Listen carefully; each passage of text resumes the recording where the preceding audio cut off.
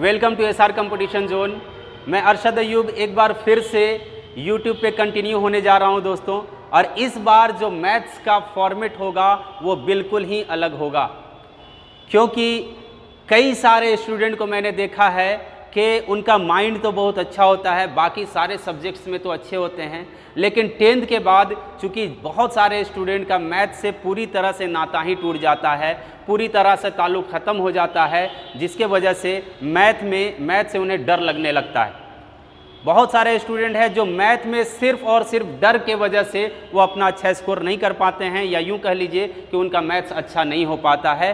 तो उसी डर को ख़त्म करने के लिए मैं फिर से अब कंटिन्यू होने जा रहा हूं, और इस बार जो वीडियो का फॉर्मेट होगा आपको हेडिंग से ही समझ में आ रहा होगा, simplification fraction, decimal fraction, simplification of fraction and decimal, basic percent और बेसिक इक्वेशन। यानी कि इस बार जो मैंने टॉपिक उठाया है मैथ्स में, स्टार्टिंग से एकदम ज़ीरो लेवल से मैं स्टार्ट करने जा रहा हूँ। एक बार अगर आपका बेस अच्छा हो जाएगा तो आपको मैथ्स में कभी भी कोई प्रॉब्लम नहीं आ सकता है। सबसे बड़ा चीज़ होता है मैथ्स में बेस अच्छा करना। अगर आपका बेसिक अच्छा है तो आपको आपका मैथ स्ट्रॉन्ग होने से कोई भी नहीं रोक सकता है। तो इसलिए मैंने ये सारा टॉपिक उठाया हुआ है, एकदम ज़ीरो लेवल से इस बार स्टार्ट करने जा रहा हूँ। आप किसी भी कंपटीशन का एग्ज़ाम देने के लिए जा रहे हैं, अगर आपका बेसिक कमज़ोर है, यकीन मानिए आपका मैथ्स अच्छा नहीं हो सकता है। इसलिए जिनका कमज़ोर है, स्पेशली मैं वीक स्टूडेंट को बोल रहा हूँ कि जिनका मैथ्स एकदम कमज़ोर है, एकदम लेवल ज़ीरो है, वो हमारे शुरू के 5-7 वीडियो ज़रूर देखें, या हो सकता है मैं कोशिश करूंगा कि 4-5 वीडियो में ही कंप्लीट कर दूं। लेकिन स्टार्टिंग का जो भी मैं वीडियो बनाऊंगा वो एकदम बेसिक कॉन्सेप्ट से रिलेटेड होगा। एक बार जब आप मैथ के बेस को पकड़ना अच्छे से सीख जाएंगे, क्वेश्चन क्या कह रहा है ये समझना अच्छे से सीख जाएंगे, तो आपको मैथ्स में फिर आगे चल के कोई भी प्रॉब्लम नहीं होने जा रहा है। ठीक है दोस्तों, तो देख लीजिए एक बार टॉपिक मैं फिर से रिपीट कर दे रहा हूँ कि किस किस टॉपिक को मैं स्टार्ट करने जा रहा हूँ शुरू से, और इसमें क्या क्या हम लोग पढ़ने वाले हैं। तो सिंप्लीफिकेशन में दोस्तों, सिंप्लीफिकेशन में सबसे पहले हम लोग पढ़ेंगे plus, minus, multiplication, division, of, जिसको हिंदी में का भी कहा जाता है, ऑफ। इसके अलावा ब्रैकेट्स में आपका 3 जो ब्रैकेट होता है, इन सारे ब्रैकेट्स के बारे में हम लोग बात करने वाले हैं। तो ये जो भी क्लास होगा, चूँकि आप सभी को पता है कि कंपटीशन में सिंप्लीफिकेशन से भी क्वेश्चन आता है, लेकिन सिंप्लीफिकेशन से जिस तरह का क्वेश्चन आता है, अगर आप बेसिक मेथड से सॉल्व करेंगे तो बेसिक मेथड से सॉल्व करने के बाद आप अच्छा स्कोर नहीं कर पाएंगे, क्योंकि होगा ये कि आपके पास समय का कमी पड़ जाएगा। समय का बहुत अभाव होता है कंपटीशन क्लास में या कंपटीशन में मैथ्स वगैरह बनाने में, बहुत कम समय में बहुत क्वेश्चन बनाना पड़ता है। लेकिन उसके बावजूद भी मैं शुरू का 5 वीडियो, लगभग 4 से 5 वीडियो या 6 वीडियो, मैं ट्रिक के तरफ हाथ नहीं लगाने जा रहा हूँ, सिर्फ बेसिक बताएंगे। एक बार आप लोग बेस अच्छा कर लें, उसके बाद फिर हम लोग ट्रिक पढ़ेंगे। यकीन मानिए उसके बाद जब आप मैं ट्रिक से बताऊंगा तो आप लोगों को सिर्फ समझ में नहीं आएगा, बल्कि मैथ्स बनाने में मज़ा भी आने लगेगा। तो इसीलिए अभी ट्रिक को थोड़ी देर के लिए साइड में रख दें, और अभी हम लोग एकदम बेसिक से स्टार्ट करेंगे, यानी कि प्लस, माइनस, मल्टीप्लिकेशन, डिवीज़न, ये सारा चीज़ हम लोग सीखेंगे सिंप्लीफिकेशन में, कि एक साथ जब दे दिया जाता है तो उसको किस तरह से सॉल्व करते हैं। हाँ, कुछ ट्रिक और कुछ लॉजिक ज़रूर यूज़ करेंगे, ये नहीं कि एकदम बेसिक ही मेथड यूज़ करने जा रहे हैं। तो जिनका कॉन्सेप्ट अच्छा है वो भी ज़रूर ये वीडियो देखें, क्योंकि इसमें कुछ कॉन्सेप्ट में आपको ऐसा बताऊँगा जो शायद आपको पता नहीं होगा। इसके अलावा सेकेंड ऑप्शन मैंने लिया है फ्रैक्शन का, क्योंकि सिंप्लीफिकेशन 2 तरह का होता है। एक तो विदाउट फ्रैक्शन में होता है, दूसरा फ्रैक्शन में भी होता है, डेसिमल में भी होता है। तो उसके लिए आपको फ्रैक्शन को समझना पड़ेगा, डेसिमल फ्रैक्शन को समझना पड़ेगा। ये दोनों टॉपिक बहुत ही इंपॉर्टेंट है, क्योंकि फ्रैक्शन के बिना शायद ही कोई चैप्टर आपका बनेगा, डेसिमल के बिना शायद ही कोई चैप्टर को आप बना सकते हो। तो सबसे पहले इसके सिंप्लीफिकेशन के बाद हम लोग क्या देखेंगे, फ्रैक्शन देखेंगे, यानी भिन्न देखेंगे। भिन्न में हम लोग फ्रैक्शन के बारे में जानेंगे, फ्रैक्शंस को काटते किस तरह से हैं, बड़े बड़े टेबल जो कि हमको याद नहीं होता है, उसके बावजूद भी बड़े बड़े टेबल से क्या लॉजिक यूज़ करके हम लोग उसको डिविजिबल मतलब पूरी तरह से काट देते हैं। ये डिविजिबिलिटी का केस हम लोग देखेंगे किसमें, फ्रैक्शन में देखने वाले हैं। इसके अलावा डेसिमल फ्रैक्शन यानी डेसिमल को अच्छे से जानेंगे। तो जब हम लोग डेसिमल को अच्छे से जान जाएंगे तो यकीन मानिए डेसिमल से रिलेटेड चाहे प्लस करना हो, माइनस करना हो, मल्टीप्लिकेशन करना हो या डिवीज़न करना हो या कुछ भी करना हो, अगर फ्रैक्शन आ जाएगा तो आपको देख करके ज़रा सा भी घबराहट नहीं होगा। तो इसीलिए डेसिमल को भी फिर हम लोग सीखेंगे यानी दशमलव को सीखेंगे। इसके अलावा जब हम लोग फ्रैक्शन और डेसिमल सीख जाएंगे तो इससे रिलेटेड फिर हम लोग वापस में सिंप्लीफिकेशन पढ़ेंगे, जिसमें आपका भिन्न भी यूज होगा और दशमलव भिन्न भी यूज होगा, ये दोनों चीज़ यूज होगा। जब आप इतना अगर आप सीख लेते हैं यानी 4th पॉइंट तक अगर आपका कॉन्सेप्ट पूरी तरह से स्ट्रांग हो जाता है तो समझ जाइए कि 90% आपका कॉन्सेप्ट क्लियर हो चुका है। क्योंकि इसके बाद जो अगला कॉन्सेप्ट मैंने उठाया है, अगला टॉपिक उठाया है, वो है बेसिक परसेंटेज। तो आप सभी को पता है कि इतना तो पता ही होगा कि इसमें बेसिक परसेंट में या परसेंट में हमें क्या करना होता है, फ्रैक्शन का ज़रूरत पड़ता है। तो जब हम फ्रैक्शन सीख चुके होंगे, डेसिमल सीख चुके होंगे, सिंप्लीफिकेशन सीख चुके होंगे तो आपका बेसिक परसेंट में ज़रा सा भी प्रॉब्लम नहीं होने जा रहा है। तो हम लोग परसेंट का एकदम बेस सीखेंगे, ट्रिक वगैरह से भी हम लोग सीखेंगे, लेकिन जब प्रॉपर हम लोग परसेंटेज का चैप्टर बनाएंगे उसमें भी हम लोग परसेंटेज पढ़ेंगे और उस समय बड़े से बड़े क्वेश्चन को शॉर्ट में किस तरह से सॉल्व करते हैं वो भी सीखेंगे। लेकिन अभी हम लोग सिर्फ बेसिक का क्लास करेंगे। इसके अलावा बेसिक इक्वेशन यानी समीकरण की बात करते हैं। आप सभी को पता है कि क्वेश्चन में, मैथ के क्वेश्चन में मानने वाला झमेला बहुत है। माना कि ये, माना कि वो, माना कि राम की आयु इतना है, माना कि इसकी आयु इतना है। तो इस तरह से जब हम लोग एक इक्वेशन बनाते हैं, समीकरण बनाते हैं, तो समीकरण बनाने ही कई लोगों को नहीं आता है, तो क्वेश्चन कहाँ से सॉल्व हो पाएगा। सबसे पहला काम होता है कि क्वेश्चन को मैथमेटिकल लैंग्वेज में लिखना। क्वेश्चन को मैथमेटिकल लैंग्वेज में लिखना, अगर क्वेश्चन को आप समझ जाएंगे उसके बाद उसको मैथमेटिकल लैंग्वेज में लिखना पड़ेगा। और जब आप मैथमेटिकल लैंग्वेज जो कि सॉल्यूशन में काम आएगा, अगर वो चीज़ आप सीख जाएंगे तो आपको फिर कहीं भी क्वेश्चन कितना भी घुमा ले आपको कोई फर्क नहीं पड़ेगा। तो बेसिकली इसमें हम लोग ये सीखेंगे टॉपिक नंबर 6 में कि जब क्वेश्चन को घुमाया जाता है तब भी हम उसको इक्वेशन में कैसे सेट करके बना सकते हैं, ये सारा चीज़ हम लोग सीखने वाले हैं। तो आपको अंदाज़ा लग गया होगा कि ये क्लास कितना ज़्यादा इम्पॉर्टेंट है, स्पेशली कमज़ोर स्टूडेंट के लिए तो बहुत ही ज़्यादा इम्पॉर्टेंट है। यकीन मानिए ये 4 से 5 वीडियो आप मेरा देख लें तो आपको ज़रूर मैथ में ज़रा सा भी कहीं पर भी प्रॉब्लम नहीं होने जा रहा है। तो आप ये वीडियो ज़रूर देखें, लास्ट तक देखें। इसके अलावा अगर आपके कोई फ्रेंड ऐसे हैं जिन्हें मैथ से डर लगता है तो उन तक ये वीडियो शेयर करें, खुद भी सब्सक्राइब करवाएं और उनसे भी सब्सक्राइब करवाएं। और वीडियो देखने के बाद अगर वीडियो अच्छा लगे तो ऑफकोर्स लाइक प्रेस ज़रूर करेंगे, लाइक ज़रूर करेंगे वीडियो को। ठीक है दोस्तों, तो चलिए सबसे पहला टॉपिक मैं उठाने जा रहा हूँ सिंप्लीफिकेशन। तो चलिए सिंप्लीफिकेशन हेडिंग दे ले आप लोग। आप सभी से रिक्वेस्ट है कि अगर आप सभी लोग ये क्लास कर रहे हैं कंटिन्यू रूप से क्लास कीजिए और पेन पेपर ज़रूर लेकर के बैठे आप लोग। देखिए सिंप्लीफिकेशन के बेसिक में सबसे ज़्यादा जो इम्पोर्टेंट रोल निभाता है, बचपन से हम लोग पढ़ते आ रहे हैं, वो क्या है, वो है एक रूल जिसे हम कहते हैं बोर्ड मास।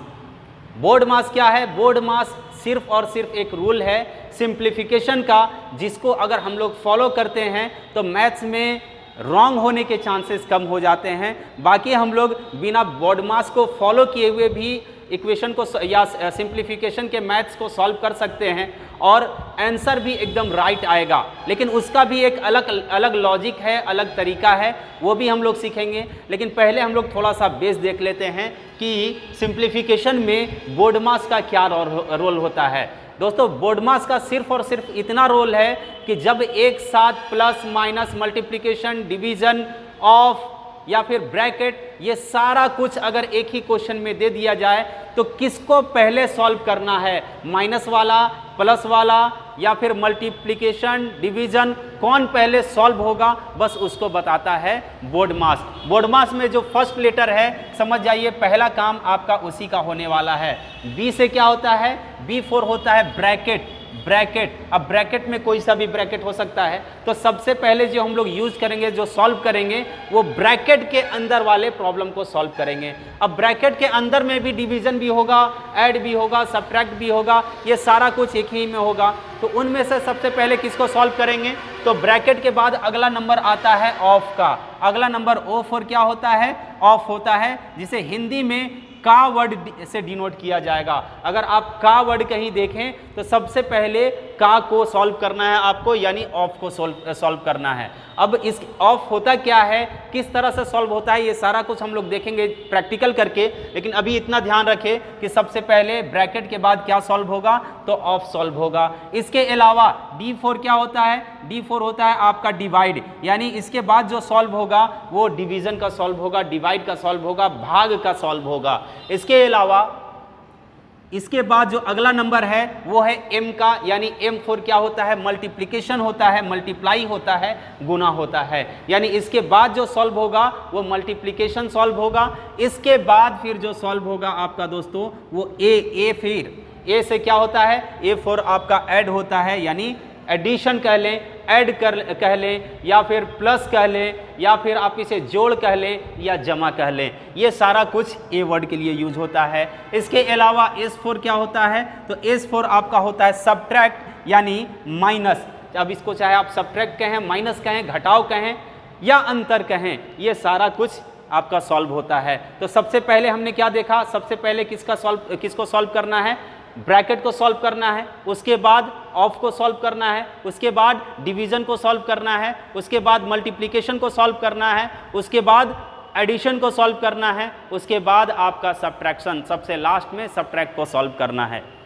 ठीक है, तो इसके ये जानने के बाद भी सबसे पहले तो आप लोग क्या करें कि अगर कॉन्सेप्ट वीक है और कॉन्सेप्ट का अगर आप नोट्स बनाना चाहते हैं तो सबसे पहले इसको आप नोट कर लें, क्योंकि इसके बाद वाला जो मैं टॉपिक पढ़ाऊंगा सिंप्लीफिकेशन में, जो सबसे ज़्यादा अहम भूमिका निभाने वाला है वो है साइन, यानी पॉजिटिव और निगेटिव का साइन को हम लोग किस तरह से डिनोट करते हैं, किस तरह से सॉल्व करते हैं, किस तरह से माइनस करने के बाद भी कभी कभी साइन माइनस का ही आंसर जो आंसर आता है उसमें साइन माइनस का ही होता है, या माइनस करने के बाद साइन प्लस का हो जाता है, या प्लस करने के बाद भी कभी कभी साइन माइनस का हो जाता है। ये सारा कुछ हम लोग देखने वाले हैं इसके बाद। तो इसे नोट कर ले, वीडियो को पॉज करके और इसे नोट कर लें, उसके बाद मैं अगला टॉपिक की तरफ बढ़ता हूँ इसी में। आइए तो साइन को जानते हैं पहले हम लोग।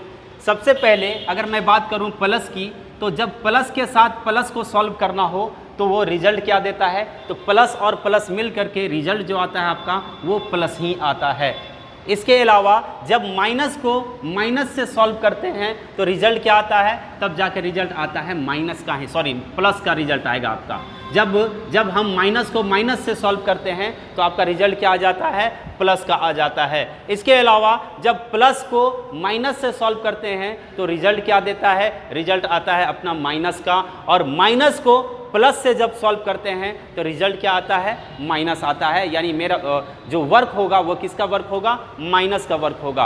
तो अगर कभी ऐसा होता है कि याद करने में अगर आप भूल जाते हैं तो बस इतना ध्यान में रखें कि साइन जब एक जैसा हो, जब साइन एक जैसा हो तो वो प्लस देगा। देखिए यहाँ पे प्लस और प्लस है, दोनों साइन एक जैसा है, तो आपका जो इसमें काम होगा, जो वर्क होगा वो कैसा वर्क होगा, तो वो प्लस का वर्क होगा।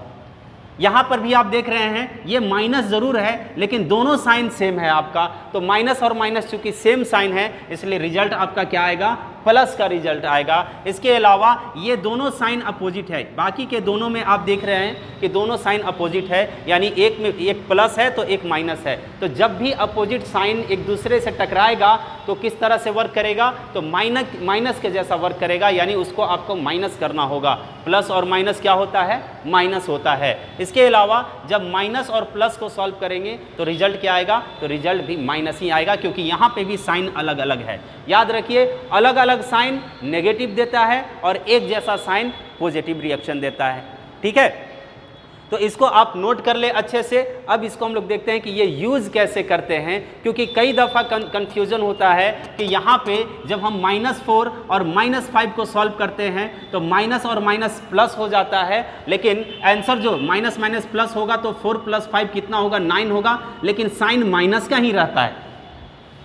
तो जब ये प्लस हो गया तो साइन माइनस का ही क्यों रहा, ये हम लोग सीखेंगे। इसके अलावा जब मैं एक बार बोलता हूं कि 4 - 5 = 1 होगा, क्यों?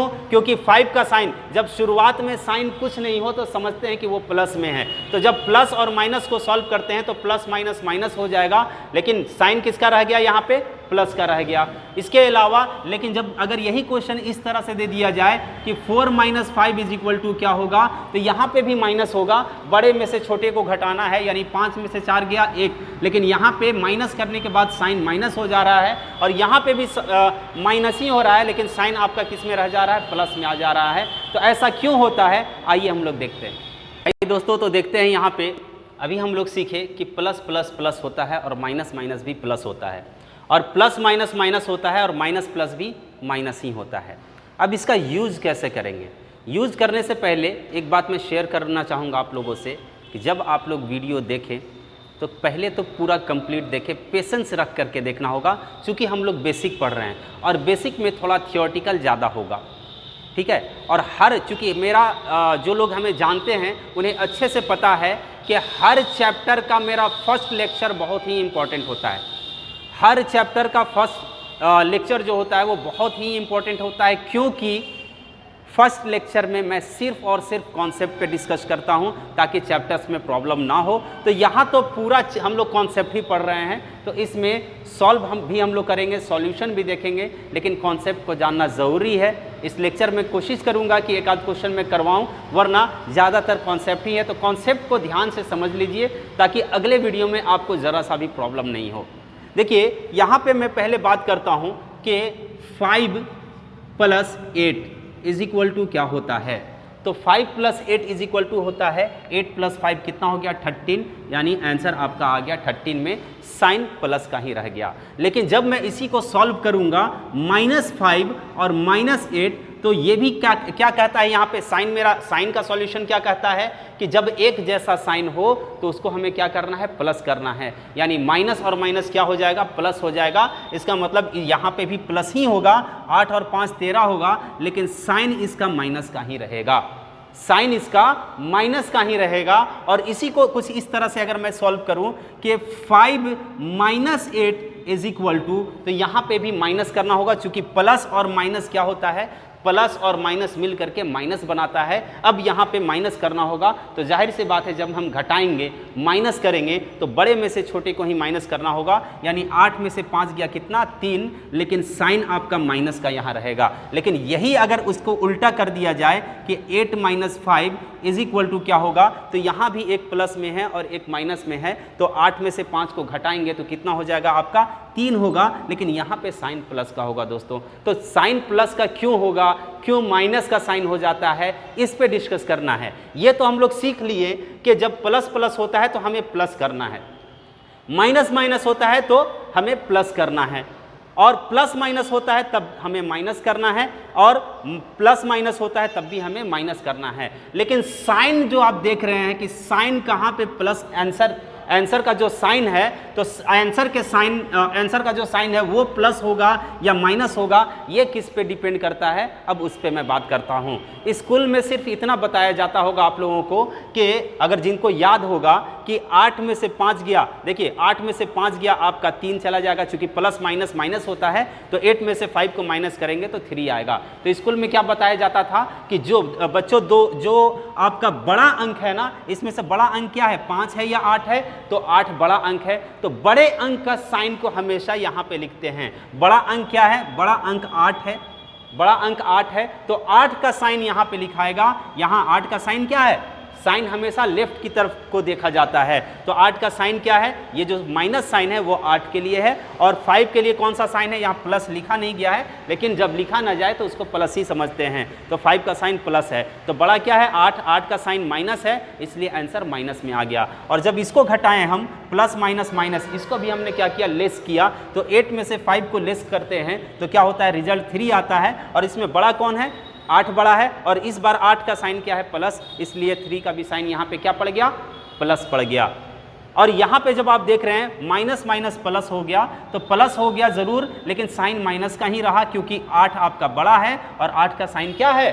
प्लस है। करते क्यों हैं, अब उसके कॉन्सेप्ट को समझ लेते हैं, क्योंकि कॉन्सेप्ट समझना बहुत ज़रूरी है। अगर आप कॉन्सेप्ट आपका समझा हुआ रहेगा तो आपको आगे चल के जरा सा भी प्रॉब्लम नहीं होगा। क्वेश्चन जितना भी घुमा लें, अगर आपके पास कॉन्सेप्ट है वो क्वेश्चन आपको आसान लगेगा। छोटा छोटा कॉन्सेप्ट मिल करके जो है बड़े बड़े क्वेश्चन को बना लेता है, तो किसी भी चीज़ को आपको छोटा समझने की ज़रूरत नहीं है। देखिए अब ऐसा होता क्यों है। मान लीजिए अगर आपके पास 20 रुपया है, आपके पास 20 रुपया है, और अगर मैं कहूं कि उसे आप बोर्ड पे लिखो, तो आप कैसे लिखेंगे कि आपके पास 20 रुपया है। आपके पास 20 रुपया है तो आप इस तरह से लिख देंगे। फिर मैंने कहा लो आप मेरे तरफ से और 10 रुपया रखो, तो अब टोटल पैसा आपके पास कितना हो गया, 30 रुपया हो गया। तो ये 30 रुपया वैल्यू कैसे आया, ऐड करने के बाद आया। ऐड करने के बाद आया, यानी 20 और 10 कितना हो गया, 30 हो गया आपके पास। अब एक और कॉन्सेप्ट निकल के आता है कि मान लीजिए आपके पास 1 रुपया भी नहीं है, इसको आप कैसे लिखेंगे, जीरो। जीरो मीन्स नथिंग, है ना। जीरो मतलब कुछ भी नहीं, आपके पास जेब में एक फुटी कौड़ी नहीं है। फिर मैंने कहा आपसे कि चलो भाई ये लो 50 रुपया तुम मेरे तरफ से ले लो, तो अब आपका वैल्यू क्या हो जाएगा, अब आपके पास 50 रुपया हो चुका है। तो इस तरह से आपके पास कितना हो गया, 50 रुपया हो गया। तो ये तो प्लस वाला कॉन्सेप्ट था, यहां तक आप सभी को पता होगा। यहां तक आप सभी को पता होगा कि इसमें सीखने जैसी क्या बात थी। दोस्तों सीखने वाली बात अब होगी कि मान लीजिए कि आपके पास 1 रुपया भी नहीं है, यानी आपका वैल्यू क्या है, 0 है।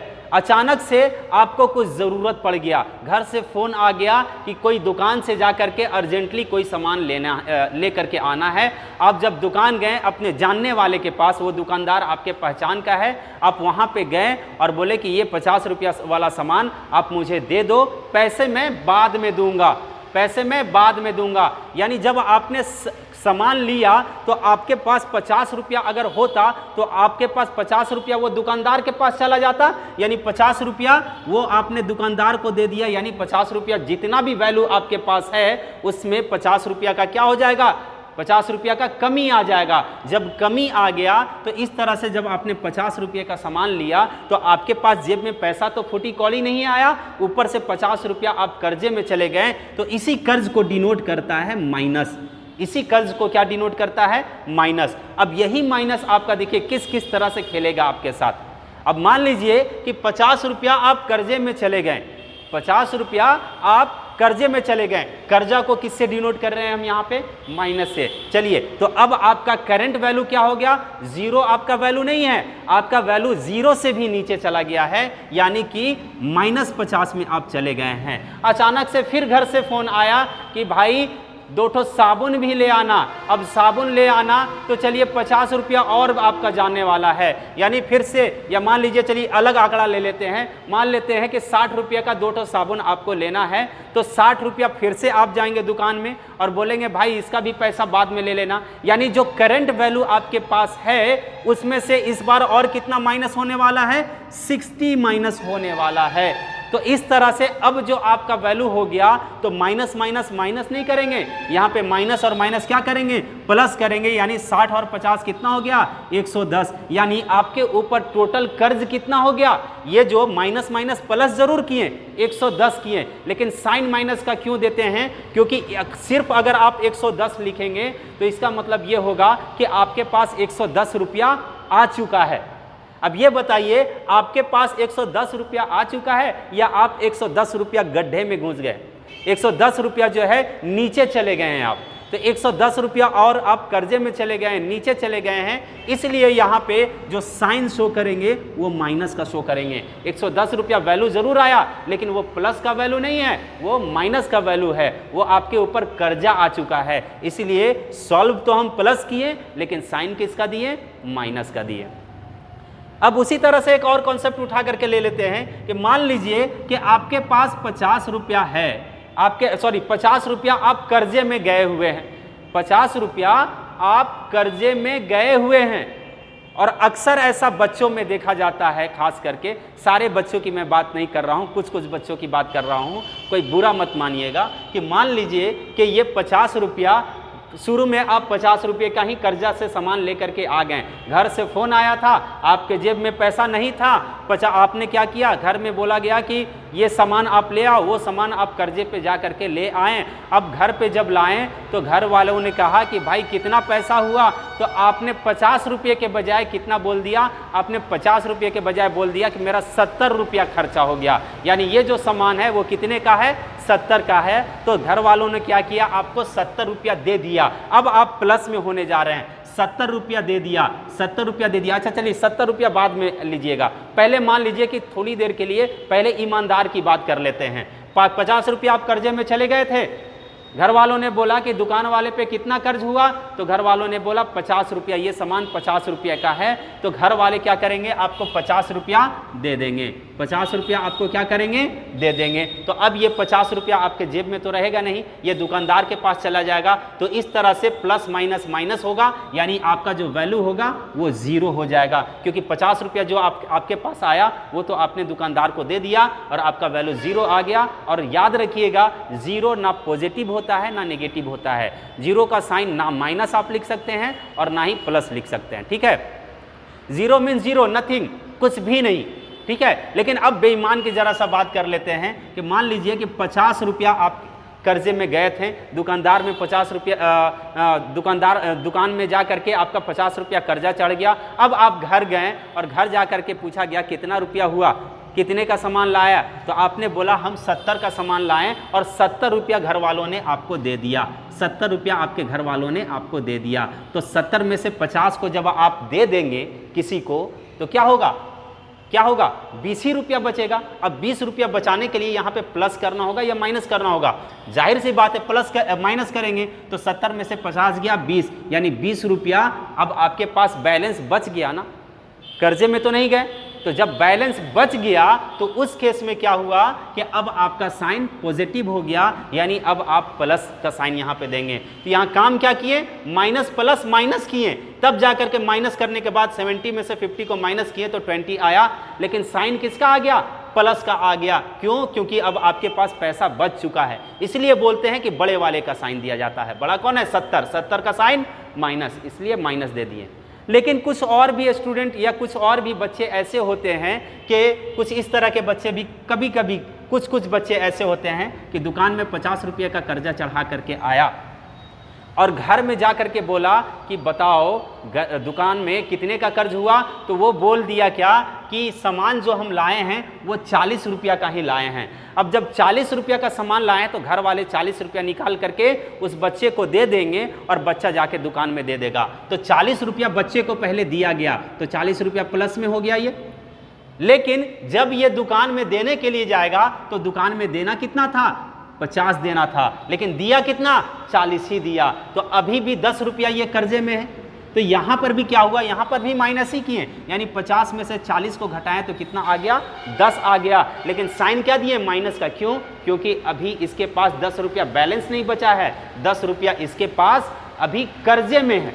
अभी ये जो है 10 रुपया कर्जे में ही है, इसलिए साइन किसका दिए, बड़े वाले का। बड़ा क्या था आपका 50, 50 का साइन माइनस था, इसलिए यहाँ माइनस पड़ गया। तो इसीलिए बड़े वाले का साइन हम लोग देते हैं। तो उम्मीद है कि ये कॉन्सेप्ट आपको समझ में आ गया होगा। अभी आपको पता नहीं चलेगा कि इन सब को किस तरह से यूज़ करेंगे। सबसे ज़्यादा यूज होगा ये सब और सबसे ज़्यादा मदद करेगा आपको आंसर लाने में जब आप इक्वेशंस पढ़ेंगे, समीकरण पढ़ेंगे। तो उम्मीद करते हैं कि ये प्लस माइनस का पूरा कॉन्सेप्ट आपको समझ में आ गया होगा। अगर समझ में, मैं जो पढ़ा रहा हूँ अगर आपको समझ में आ रहा है तो प्लीज़ लाइक ज़रूर कर दे वीडियो को, और जितना हो सके वीडियो को शेयर करें, सब्सक्राइब करें। इसके अलावा साइन का केस में एक और टॉपिक छूटा हुआ है, वो टॉपिक में पढ़ा करके उसके बाद फिर मैं वीडियो को क्लोज करूँगा, वीडियो बंद करूँगा, और उसके बाद अगले क्लास में हम लोग इसका यूज़ भी देखेंगे। हालांकि थोड़ा बहुत यूज़ तो अभी मैंने बता दिया है, लेकिन सिंप्लीफिकेशन बजाते अगले क्लास में पूरा डिटेल में हम लोग पढ़ने वाले हैं, किस तरह से ये सब चीज़ को हम लोग यूज़ करेंगे। तो एक जो छोटा सा टॉपिक बचा हुआ है उसको भी आइए जल्दी से। तो अब जो प्लस माइनस का केस सीखने वाले हैं हम लोग, मल्टीप्लिकेशन में किस तरह से प्लस और माइनस को यूज़ करते हैं। यहाँ पे हमने प्लस माइनस में क्या सीखा, जब हम किसी दो नंबर्स को आपस में ऐड या सब्ट्रैक्ट करते हैं तो साइन किसका देना होता है, बड़े वाले का देना होता है। क्यों देना होता है, उम्मीद करते हैं आपको समझ में आ गया होगा। अब मैं बात कर लूँ मल्टीप्लिकेशन का। जैसे छोटा सा एक एग्जाम्पल मैं लेता हूँ, 4 × 5 क्या होता है, तो आप सभी को पता होगा कि 4 पचे कितना होता है, 20 होता है, 4 5 जा कितना होता है, 20 होता है। लेकिन इसमें एक जो कॉन्सेप्ट छुपा हुआ है वो कॉन्सेप्ट पे आप लोग ध्यान अगर दिए होंगे तो अच्छी बात है, नहीं दिए होंगे तो अब दे लीजिए। ये 4 का साइन क्या है और ये 5 का साइन क्या है। कई सारे स्टूडेंट से जब मैं पूछता हूँ कि ये वाला 5 का साइन क्या है तो बोलते हैं मल्टीप्लिकेशन। याद रखिए साइन सिर्फ 2 होता है, या तो प्लस या तो माइनस। हर नंबर या तो पॉजिटिव में होता है या तो नेगेटिव में होता है। ये जो मल्टीप्लिकेशन है ये वर्क है, ये गुना जो है ये आपका काम है कि इन दोनों को आपस में मल्टीप्लाई करना है। तो याद रखिए जब भी दो नंबर आपस में मल्टीप्लाई होता है तो वहाँ पे साइन किसका आता है, तो साइन बड़े और छोटे से रिलेटेड यहाँ पे कोई कॉन्सेप्ट नहीं कि बड़े वाले का ही साइन देंगे। साइन भी साथ में मल्टीप्लाई होता है। मल्टीप्लिकेशन में क्या होता है, साइन भी हमेशा मल्टीप्लाई होता है। जैसे 4 का साइन क्या है, कुछ नहीं है, मतलब प्लस है। 5 का साइन कुछ नहीं है, मल्टीप्लिकेशन साइन नहीं होता है, दोबारा मैं रिपीट कर रहा हूँ। तो 5 का साइन यहाँ पे कुछ नहीं है, मतलब 5 भी प्लस में है। ये दोनों प्लस में है तो प्लस और प्लस मिल के क्या बनाता है, प्लस और प्लस मिल के प्लस बनाता है।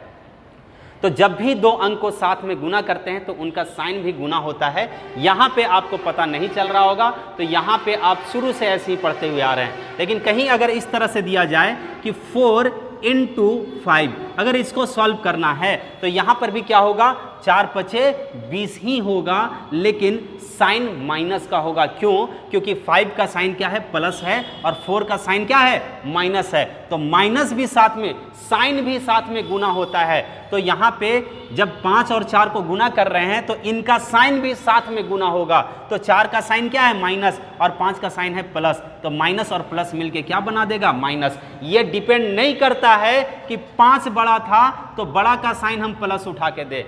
ऐसा मल्टीप्लिकेशन और डिवीजन में नहीं होता है। ऐसा कहाँ होता है, सिर्फ ऐड और सबट्रैक्ट में, यानी सिर्फ जोड़ और घटाव में ऐसा होता है। मल्टीप्लिकेशन में माइनस प्लस माइनस हो गया, माइनस प्लस माइनस हो गया, तो साइन भी आंसर का क्या होगा, माइनस में होगा। इसी को उल्टा करके लिख देते हैं कि मान लीजिए ऐसे दिया गया है कि -5 × 4 दिया गया है, तब भी ये क्या होगा, 5 चौके 20 ही होगा, और माइनस और 4 का साइन प्लस, तो माइनस प्लस मिला करके क्या बन जाएगा, माइनस बन जाएगा यहाँ पे। अगर ऐसे भी दिया गया है कि 5 × -4, अब यहाँ पे 4 का साइन दे दिया गया है इसलिए ब्रैकेट में दे दिए हैं। ब्रैकेट का यहाँ पे कोई काम नहीं है, ये दोनों एक साथ आ जा रहा था इसलिए ब्रैकेट दिया जाता है। तो 5 चौके कितना हो गया, 20 हो गया, और 5 का साइन प्लस और 4 का साइन माइनस, तो प्लस और माइनस मिलके क्या बनाएगा, माइनस बनाएगा। तो ये होता है आपका प्लस और माइनस का साइन आंसर में किस तरह से देते हैं मल्टीप्लिकेशन में। अगर यहाँ इस तरह से दे दे कि -4 × -5 = क्या होगा, तो 4 और 5 को मल्टीप्लाई करेंगे तो कितना आएगा, 20 आएगा। लेकिन 4 और 5 का साइन भी साथ में मल्टीप्लाई होगा, यानी माइनस और माइनस के मिल के क्या बनाएगा, प्लस बनाएगा। इसलिए यहाँ पे या तो प्लस दे ले या तो कोई साइन नहीं दे। ठीक है, तो मल्टीप्लाई में बड़ा और छोटा से मतलब नहीं होता है। तो उम्मीद करते हैं दोस्तों कि ये कॉन्सेप्ट आप, ये जो भी मैंने कॉन्सेप्ट आपको बताया है वो आपको अच्छे से समझ में आया होगा। इससे रिलेटेड क्वेश्चन हम लोग अगले वीडियो में देखेंगे। अगले वीडियो में हम लोग सिंप्लीफिकेशन में आ जाएंगे, उसमें भी पहले आसान क्वेश्चन को करेंगे ताकि अगर आपका कॉन्सेप्ट वीक है तो अच्छे से एक बेस बन जाए और आसान से डिफ़िकल्ट की तरफ हम लोग चलेंगे। जब सिंप्लीफिकेशन पढ़ लेंगे उसके बाद फिर अगला टॉपिक हम लोग भिन्न यानी कि फ्रैक्शन स्टार्ट करेंगे। तो वीडियो अगर अच्छा लगा हो तो एक बार मैं फिर से कह रहा हूँ आप लोगों से कि लाइक ज़रूर कर दें और सब्सक्राइब ज़रूर करें। सब्सक्राइब करने के बाद जो सब्सक्राइब के बगल में एक बेल यानी एक घंटी का निशान बना हुआ है उसको ज़रूर क्लिक करें। उसको जब आप क्लिक करेंगे तो एक ऑप्शन आएगा ऑल बटन पे क्लिक करने का, ऑल बटन पे क्लिक कर दें। उससे होगा ये कि जब भी मैं वीडियो अपलोड करूंगा तो आपको नोटिफिकेशन मिल जाएगा। मैं अगर लिंक नहीं भी भेजूंगा तब भी आपको मैसेज मिल जाएगा कि आपका वीडियो आ चुका है, मतलब मेरा वीडियो आ चुका है आप तक, और आप उस वीडियो को आसानी से देख सकते हैं। चलते हैं दोस्तों, अपना ख्याल रखें। Good bye, thank you so much.